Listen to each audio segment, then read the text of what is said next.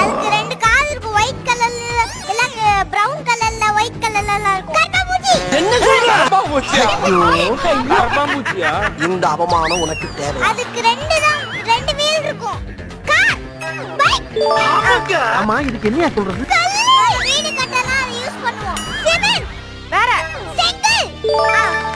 எது? அதுலதான் நம்ம உட்காருவோம். அதுலதான் நம்ம உட்காருவோம். கார்.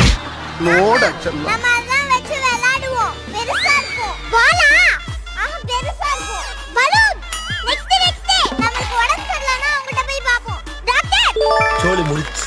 அது வந்து தண்ணில இருக்கும். வர மாட்டேங்குதப்பா. ஃபிஷ். இது எப்படி இருக்கு?